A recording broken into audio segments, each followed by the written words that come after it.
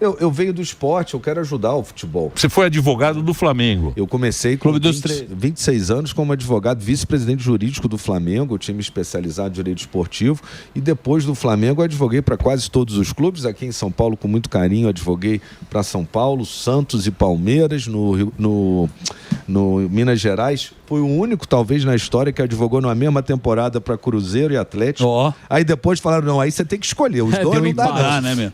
E no Rio de Janeiro, meu último clube como advogado também, com muito orgulho, foi o Fluminense, e eu saí só para assumir minha cadeira no Senado Federal.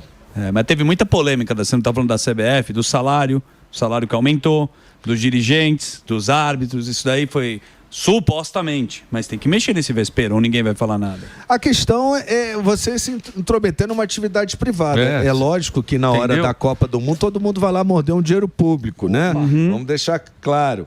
Mas como é que você se intromete numa atividade privada? Né?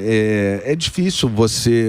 e é perigoso, né? Porque o legislador erra a mão também quando quer se intrometer nas coisas, o Estado. Né? Então... os clubes não são todos privados. Nenhum deles está reclamando, né? Por que não está reclamando? Essa é a pergunta. Sabe por quê, né? Mas você sabe que o presidente da Federação do Rio, eu liguei para ele, para o Rubinho, e falei indignado com essa forma que houve a eleição. Não a eleição do Edinado, mas pagaram aí, aumentaram os salários. O Rubinho me disse que na Federação do Rio isso não aconteceu e que provavelmente, eu fiquei imaginando, aquelas federações que estavam com voto duvidoso ou que eram determinantes para a eleição, parece que aconteceu. Mas isso também ninguém sabe, né? Isso é uma questão interna, né?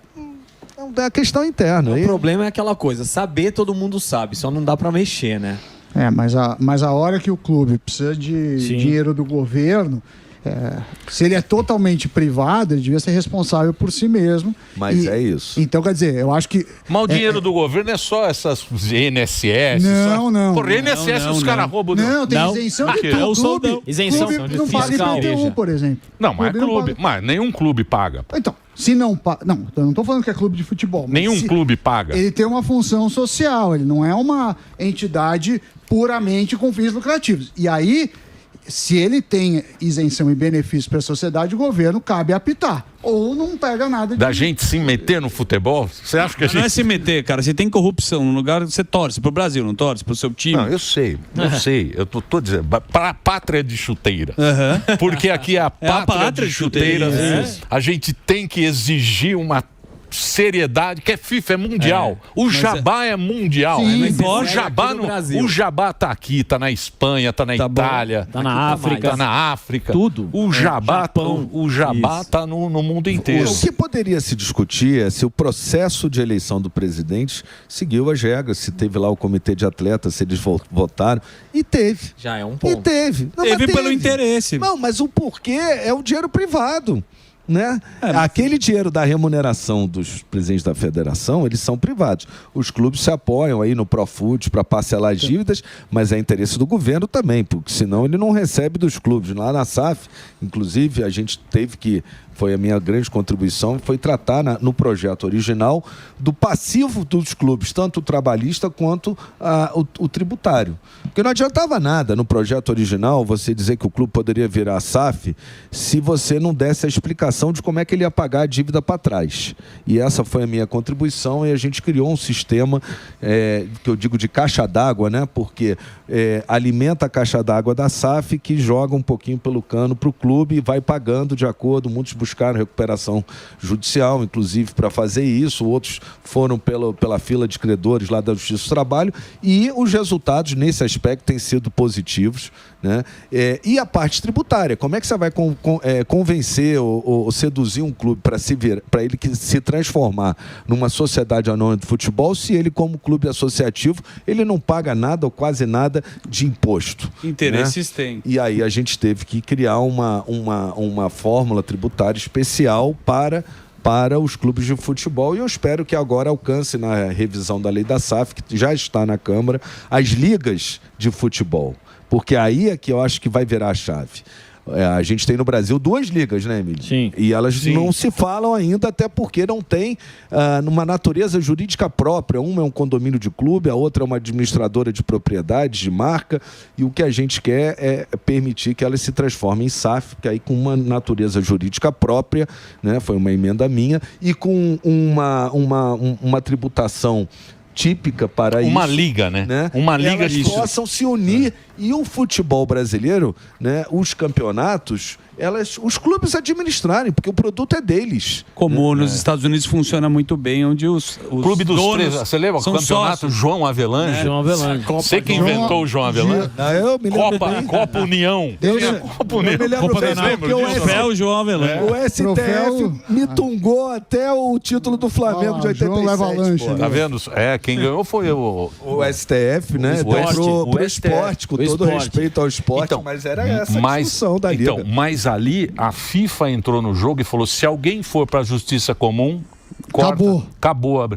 Mas foi bom aquilo lá, né? Não, mas eu gostei. Que era o tapetão, né? Que eles Mas chamavam. fora o STF Venceu no deu o tapete. título pro esporte, mas eu gostei que agora nesse campeonato mundial que vai ter em junho, julho, agora reunindo vários clubes lá nos Estados Unidos, a FIFA, ao anunciar o Flamengo, reconheceu, porque disse que o Flamengo tem os seus 8 títulos de campeão brasileiro. E o Palmeiras? Então, mas estou falando de brasileiro só, de mundial não. Muito bem. Mas não tem. Não tem. Mas Mas não concordo nada com o que vocês falaram. Quantos desculpa, clubes? depois- Quantos clubes? Ou se esses clubes que você tem de SAF, né? SAF? O Santos é do Neymar, né?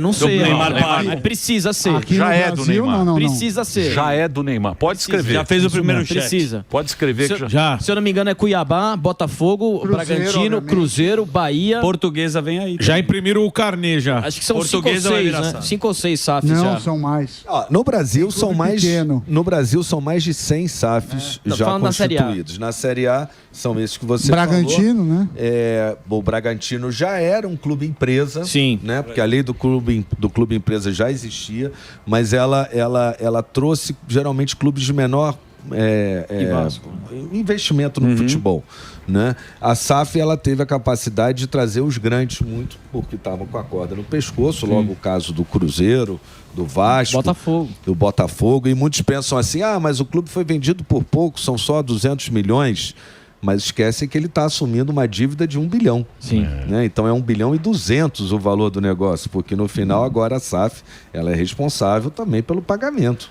Os árabes. Os Emirados. Mas você esperava essa adesão rápida ou foi, por exemplo, o Botafogo ganhou a Libertadores e o Brasileirão no ano passado, isso já foi o bastante pra galera falar, não, tem que ser SAF. Eu, principalmente, sou santista, precisa ser SAF. O Santos. Não, tem ainda muito preconceito com a SAF em muitos clubes. O Flamengo, meu clube, por exemplo, é um tabu dentro deles, mas outros clubes quebraram esse tabu. Como eu falei, primeiro é uma mudança cultural, depois primeiro você tem que entender que se você quer se transformar em SAF Sim, ou precisa, então é cultural.